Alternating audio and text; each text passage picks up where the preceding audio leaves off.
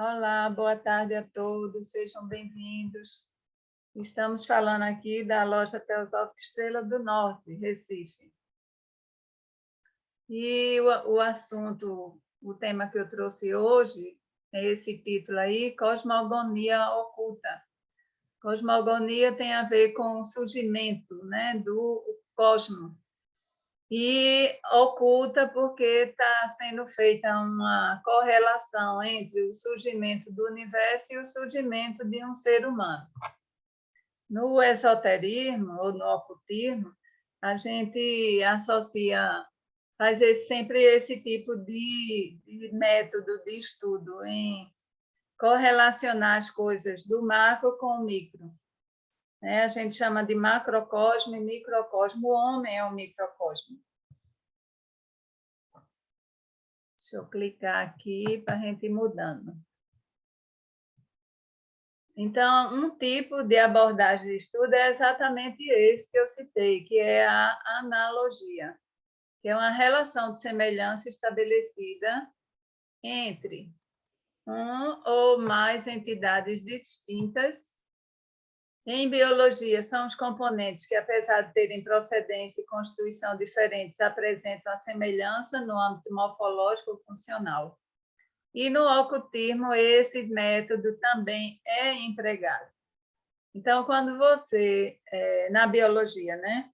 A biologia nos apresenta o desenvolvimento de um animal, por exemplo, um anfíbio, ele, no início de sua vida, tanto quanto outros animais, eles apresentam formas ou morfologias semelhantes.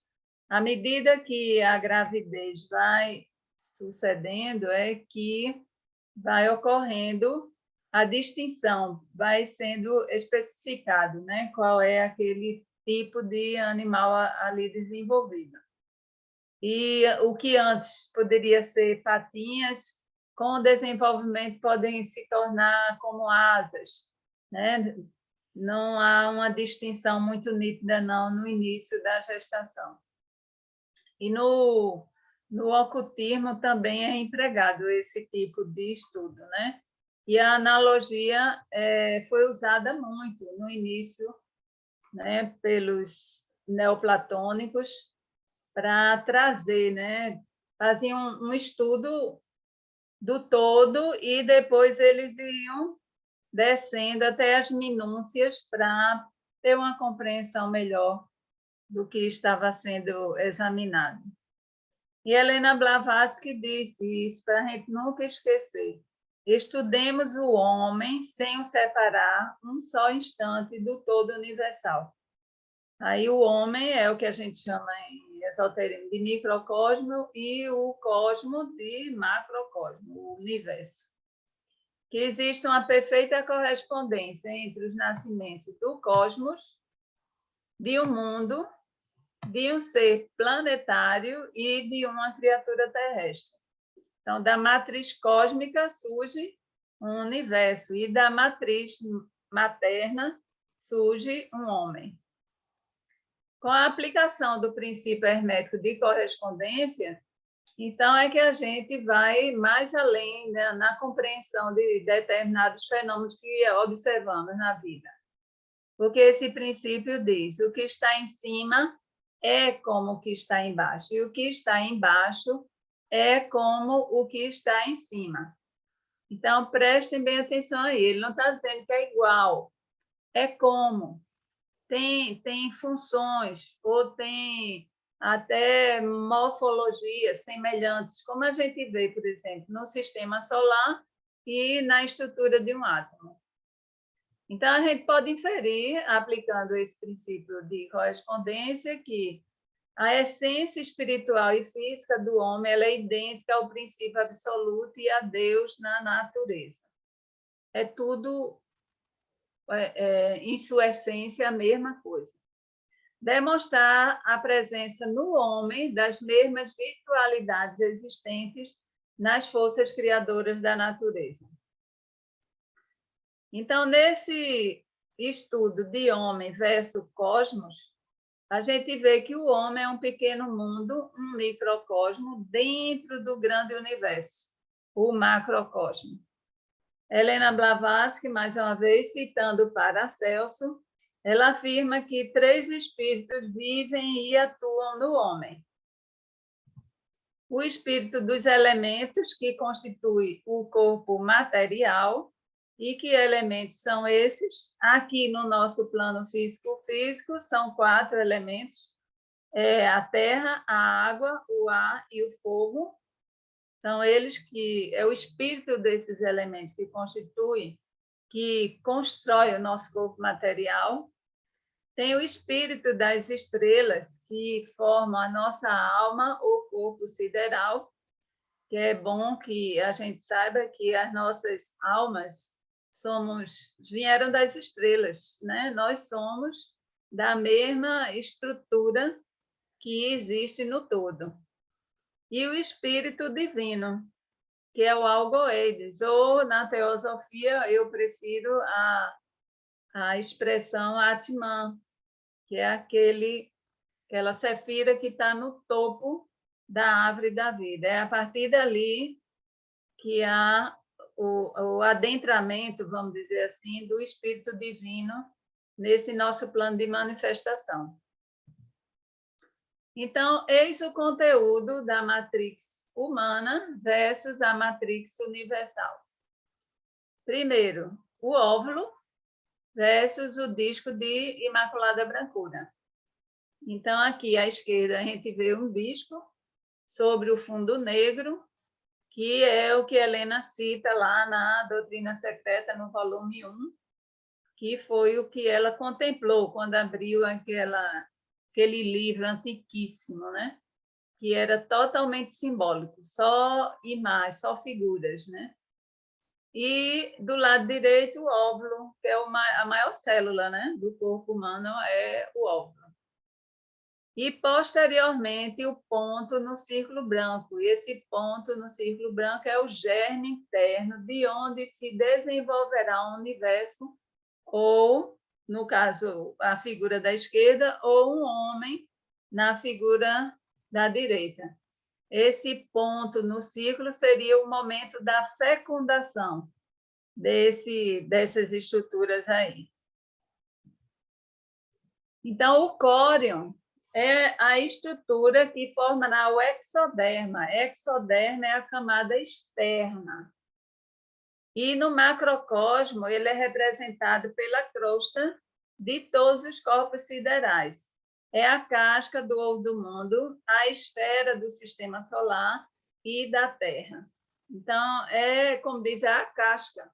Então, é o que está envolvendo tanto, não só, por exemplo, uma estrutura pequena, mas as outras estruturas que chegam a ser também do tamanho do planeta, tamanho de um sistema solar, englobando todos os seus estrelas, o Sol, como é a estrela do sistema solar, e os outros planetas, e também o ovo do mundo, que o universo está delimitado dentro de uma outra estrutura bem maior. E no plano terrestre, ele vem a ser o ar. Que o ar a gente vê assim como algo assim tão sutil, mas qualquer estrutura que venha adentrar, né, através das camadas do ar, que são essas daí, exosfera, termosfera, mesosfera, estratosfera, troposfera, a gente sabe que o atrito faz com que alguns corpos eles se desgastem e a maioria não chega nem a tocar a crosta, né, terrestre, porque eles se desintegram. E aqui nessa figura do lado direito tem o córion, que ele está representado aqui por essa membrana bem fininha azul circundando o futuro embrião, já é um embrião aí, né, no caso, o ser humano. O âmnion também é uma membrana e ele é quem contém ou retém o líquido amniótico que envolve o embrião. No macrocosmo é o éter do espaço. que envolve tudo, inclusive o Sol, todo o conjunto do universo, e corresponde a Manas. E o que é Manas, que a gente aprende? Manas é a mente. Na figura da direita, a gente vê que o âmnion é essa estrutura aqui, que está circunvolvendo o embrião e que é ele que vai reter o líquido amniótico.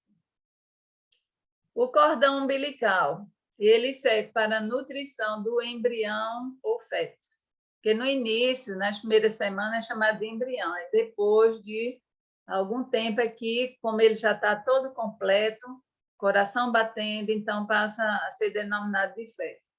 Então, o cordão umbilical, que alimenta o embrião e o feto, no ocultismo afirma-se que é por onde se leva ao feto, por osmose, as influências kármicas e reencarnatórias estranhas à mãe. No macrocosmo, representa na astronomia física aos cometas, meteoros e toda espécie de corpos acidentais, siderais, acidentais e fenomenais. Então, o que eu chamo a atenção aqui é, no ocultismo, esse cordão umbilical, é ele que vai trazer as influências kármicas e reencarnatórias exclusiva desse serzinho que está encarnando. Não tem nada a ver com a história pregressa ou mesmo atual da mãe, é algo dele. E é representado, portanto, na astronomia através desses corpos siderais. O líquido amniótico, que envolve todo o bebê durante a gestação. É ele que mantém um ambiente intrauterino adequado à manutenção da vida. No macrocosmo, chama-se akasha. E no microcosmo, chama-se prana. Então, a gente aprende, né, no hermetismo, na teosofia, que só existe uma essência, essa essência elemental. Essa essência elemental, à medida que ela vai se expandindo e se desdobrando, é que ela vai dando surgimento aos diversos elementos que conhecemos. Então, aqui no nosso plano físico, tem os 4 elementos que eu já citei, e nos planos mais sutis existem outros elementos, como o prana, que é esse que está mais próximo a gente, e no nível mais elevado é o akasha. O alantoide é uma proeminência do embrião que se estende entre o âmnion e o córion, que servirá para a formação da placenta, a qual conduz o alimento da mãe ao feto. Então, aqui à direita, a gente vê o cordão umbilical implantado aí na placenta, né? E é o próprio embrião que vai dar origem e surgimento à placenta. No macrocosmo, é como uma plantinha, uma semente que, quando ela cai na terra, que germina, então ela estende as suas raízes para a terra, né? Então, é assim que acontece numa determinada fase da ontogênese com os seres humanos também, e outros animais, principalmente da linha de mamíferos. No macrocosmo, corresponde aos canais ou correntes de vida que atravessam o éter procedentes do Sol. Então, o alantoide que vai formar a placenta, e essa placenta é quem vai permitir que a mãe, né, utilize esse canal para alimentar o embrião e o feto. E o líquido amnioso, o líquido albuminoso. O líquido albuminoso, ele preenche o espaço entre o alantoide e o córion. No macrocosmo, é a dupla radiação física e psíquica emitida pela semente cósmica, o Sol, que se difunde por todo o espaço. Em ocultismo, chama-se de luz astral superior e divina. Já no nosso plano terreno e humano, no microcosmo, ele é derivado do próprio embrião. vem a ser a luz astral inferior e material. Ele confere proteção e é onde estão suas memórias. Então, esse líquido albuminoso, por analogia, ele é associado com a nossa memória, a nossa aura humana. E no campo do macrocosmo, são os raios emitidos pela semente cósmica, que é o Sol. Então, eu trouxe aqui para esclarecer um pouco mais sobre o homem, né? Embora tanto os homens na Terra quanto Deus do céu, quanto são todos um. Tudo é um, tudo provém da mesma fonte. Então, nessa figura aqui, a gente tem o que pode se chamar de Adão, Cadmon, e esses círculos aqui, para quem sabe um pouquinho, são as cefiras da árvore da vida. Então, vamos lá.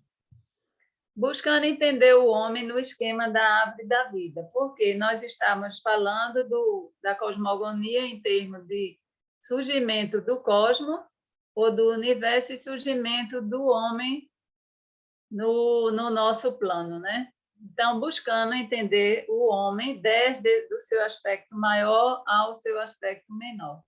Nós vamos começar com o que a gente vê, né?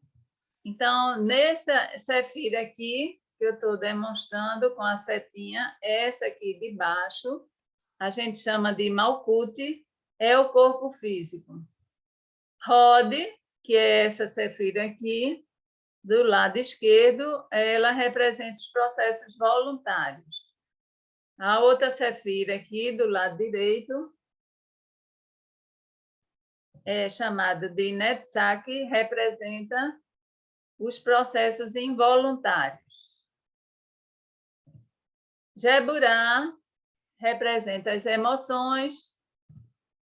Chesed representa os sentimentos, que são duas coisas distintas, embora tenham a mesma natureza, a mesma fonte, o mesmo plano, mas eles estão em frequências vibratórias diversas.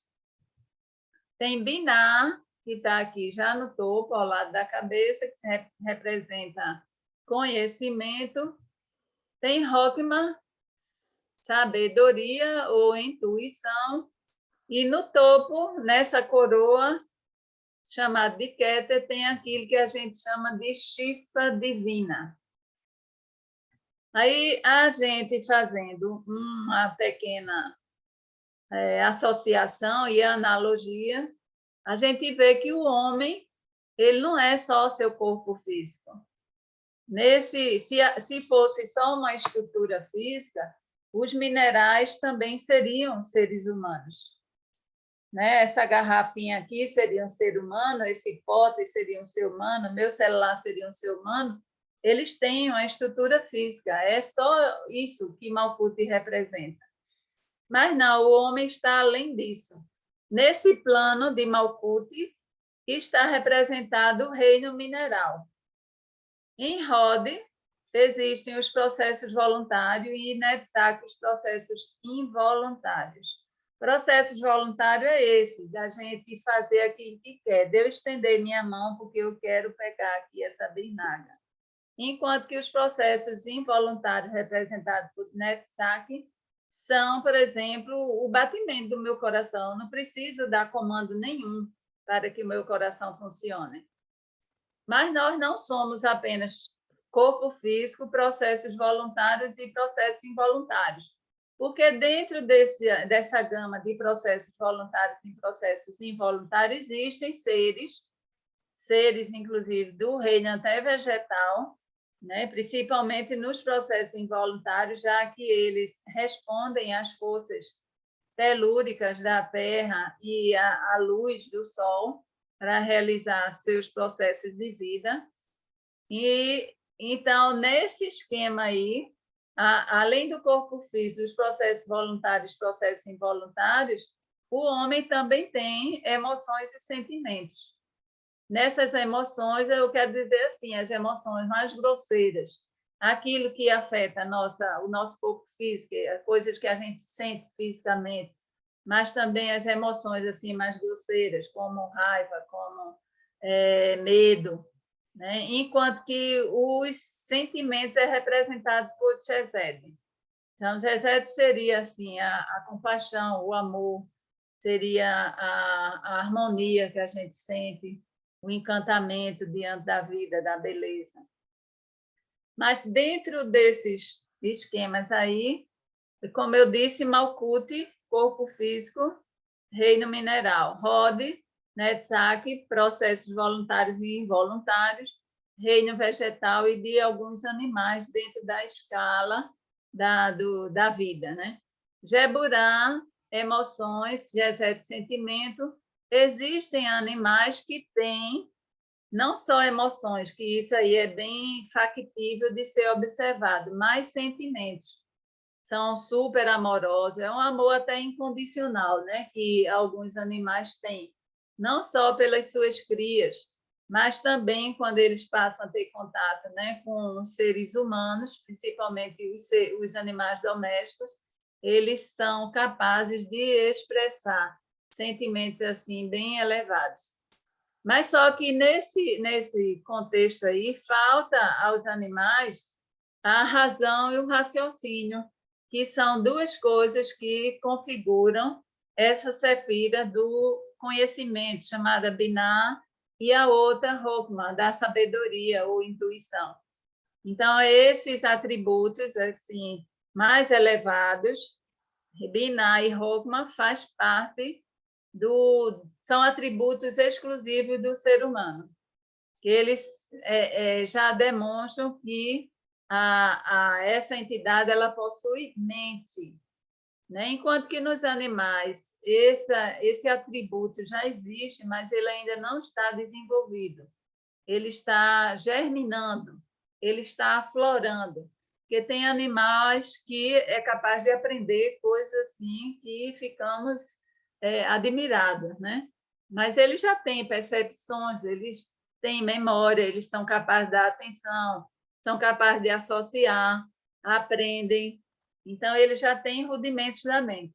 Mas só ao homem é dado essa questão de aplicar razão, raciocínio, lógica e entendimento.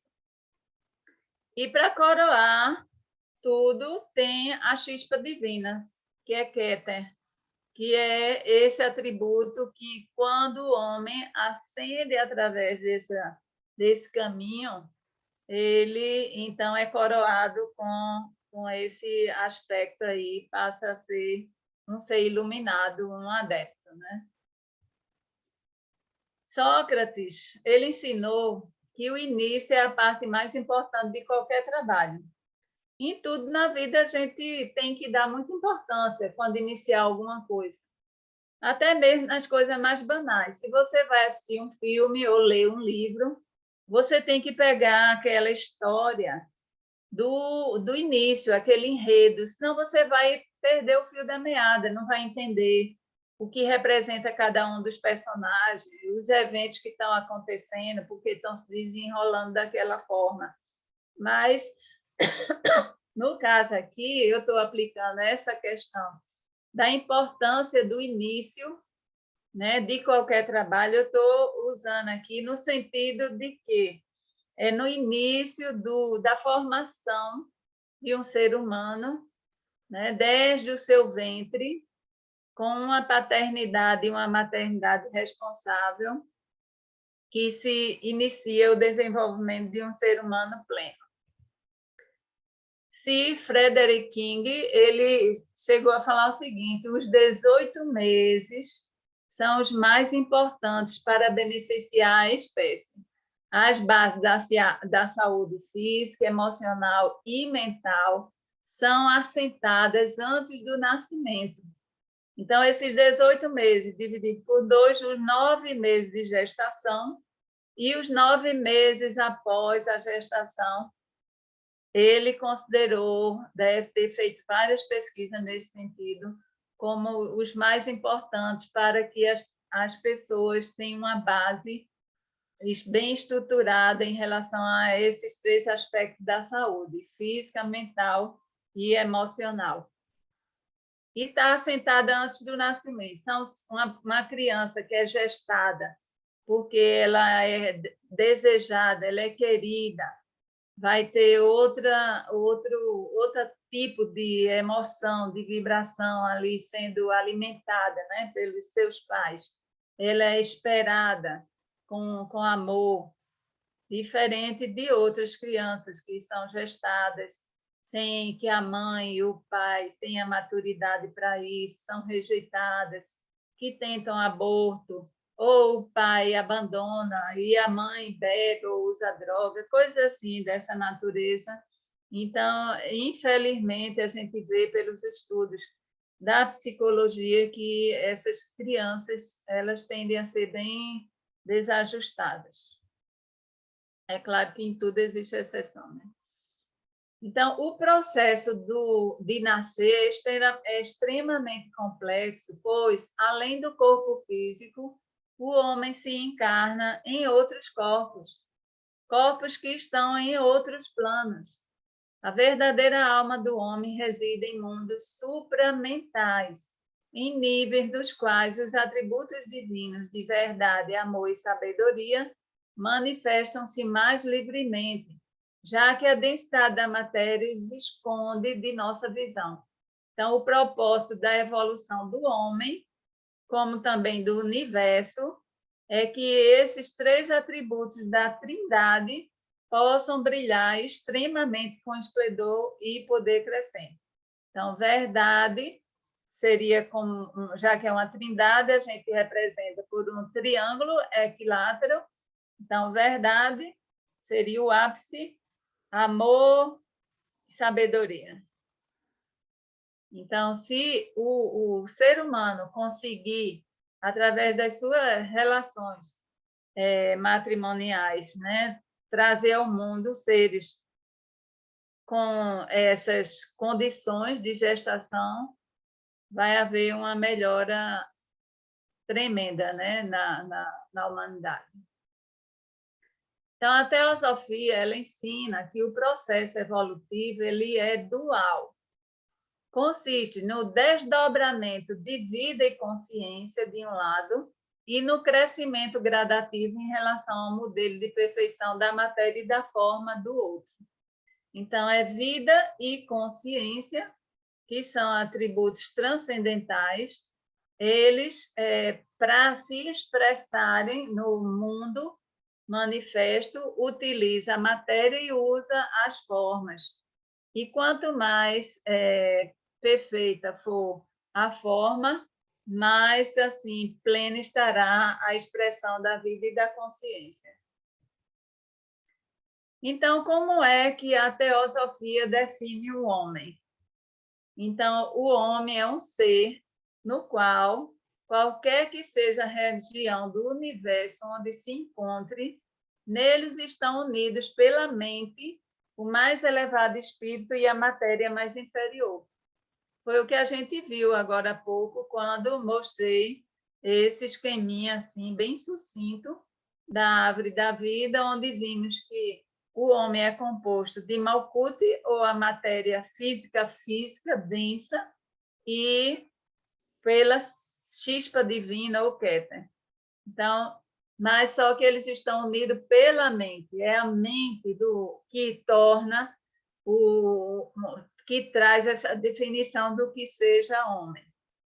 Porque tudo tem matéria, e tudo também está contemplado com a chispa divina, porque tudo é ele. Mas o atributo da mente é algo privativo do ser humano. Então, as responsabilidades e os deveres de paternidade são divinais. Então, se os seres humanos, ou melhor, quando, porque vai chegar um momento em que isso acontece, como tem acontecido, né? Quando o ser ele se coloca em condições de assumir as responsabilidades de paternidade e os deveres para com a sua prole, Então, ele vai gestar e trazer ao mundo seres melhores. Isso não quer dizer exclusivamente belos, né? Perfeitos, senão a gente iria ali assistir um concurso e iria considerar aquelas jovens ou jovens como os seres mais evoluídos. Não se trata de forma única e exclusivamente nesse sentido, não, mas de purificação da forma. Os pais das crianças de um novo tempo devem se inspirar nos mais elevados ideais espirituais e devem reconhecer que o poder criador é um atributo divino. E quando, nessas palestras, né, que já foram dadas aqui, a gente vê que existem dois atributos divinos lá no plano transcendente, né? Porque no mais elevado nível não somos capazes de acessar, mas existem dois atributos que a nossa mente, mesmo sendo assim tão rudimentar, a gente é capaz de entender, que diz que existe uma essência, né, chamada Mula Prakriti, ou que os egípcios chamavam de Má, e existe um atributo chamado de Purusha, ou consciência, ou espírito. Então, matéria representaria Mula Prakriti, a matéria, e o outro o espírito. Os dois são indissolutíveis, um não pode se expressar sem o outro, não. Então, esse poder criador é um atributo divino e que se manifesta por reflexo nos seres mais inferiores e os mais rudimentares possíveis. E se os pais conseguirem trazer isso para a sua prole, melhor, né? Então, casamento e paternidade são sacramentais em sua natureza e devem merecer toda a reverência. E, para encerrar, estou trazendo essa exortação aqui do Geoffrey Hodgson. E aqui, essa figura, encontrei lá no livro O Reino dos Deuses, do Geoffrey Hodgson, né, que representa Maria.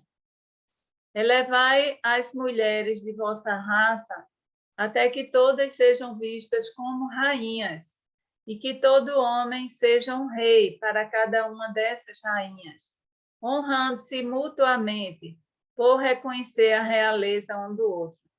Que cada lar, por menor que seja, torne-se uma corte, que todos se tratem com generosidade, reverenciando um no outro sua ascendência real, seu régio nascimento.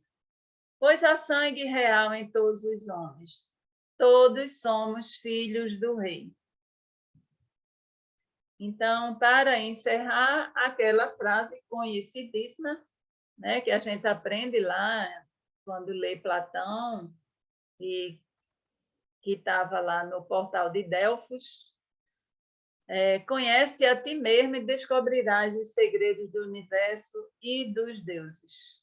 Então, esse conhecer a si mesmo implica em várias coisas, desde esse estudo de você se conhecer fisicamente, né, até você fazer análises introspectivas das suas emoções, né, porque você sente determinadas coisas, porque você reage assim, até a análise da sua mente, né? Por que esse pensamento surgiu, como ele veio à minha tela mental, e de onde eu vim, tudo mais. E nessa pequena apresentação, eu quis mostrar que existe essa correlação. E por isso que essa frase aí tem tudo a ver. E à medida que a gente vai se conhecendo, a gente vai descobrindo mais e mais os segredos do universo e dos deuses. E naquele mantra Om Mani Padme Hum, que significa a joia no lótus. Eu estou em ti, tu estás em mim. Então, é o micro no macro e o macro no micro. E pela meditação, a gente pode vir a conhecer um pouquinho dessa nossa natureza tão complexa. Ok, minha gente, muito obrigada Vou encerrar aqui e até a próxima.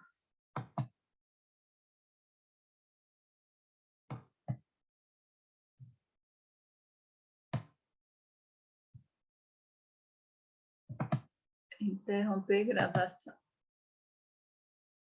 Tchau, tchau.